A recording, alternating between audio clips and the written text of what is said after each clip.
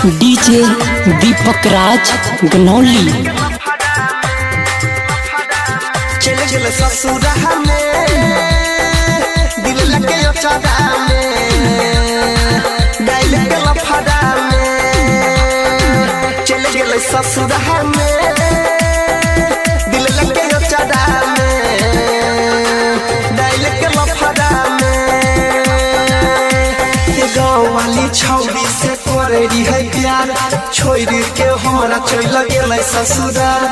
याद में ओकरा कानत रहिए हम छोड़िया के मैं तनियो रे गम। चल गेल ससुरा में दिल लगे चादा में डाइल के लफड़ा में।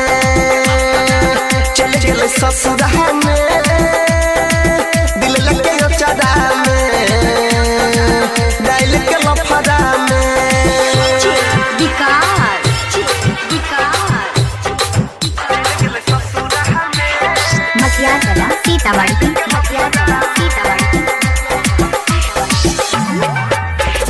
बचपन से तो हमारा संग में हंस त खेल रहल रे हंस त खेल रहल रे।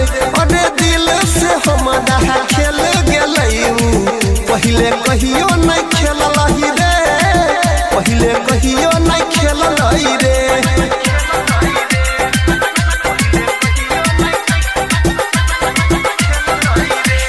बचपन से तो हमारा संग में हंस त खेल रहल रे हंस त खेल रहल रे।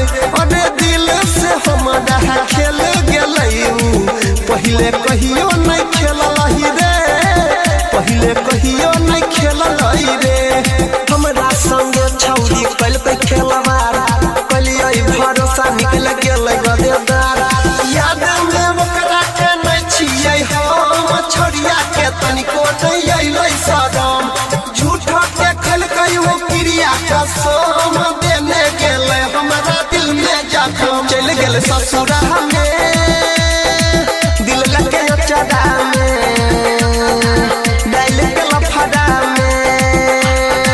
चल गेल ससुरा में दिल लगे चादा में डाइल के लफड़ा में। डीजे दीपक राज गनौली।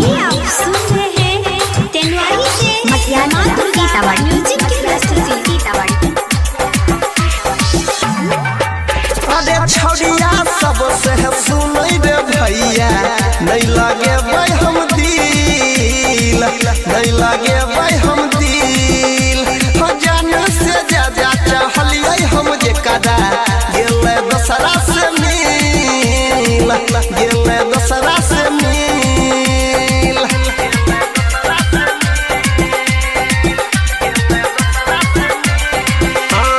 छौड़िया सबसे सुनै रे भैया नहीं लगे भाई हम दिल नहीं लगे भाई हम दिल।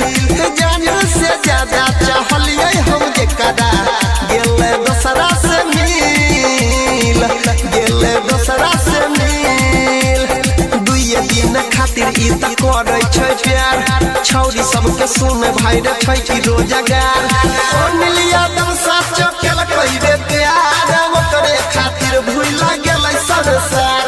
राइटर अंकित बाबू दिल कोई बिगाड़ पर बिन देवेंद्र संगे भेलै फरार। चल गेल ससुरा में दिल लगे चादा में डाइल के लफड़ा में। चल गेल ससुरा में दिल लगे चादा में डाइल के लफड़ा में। डीजे दीपक राज गनौली।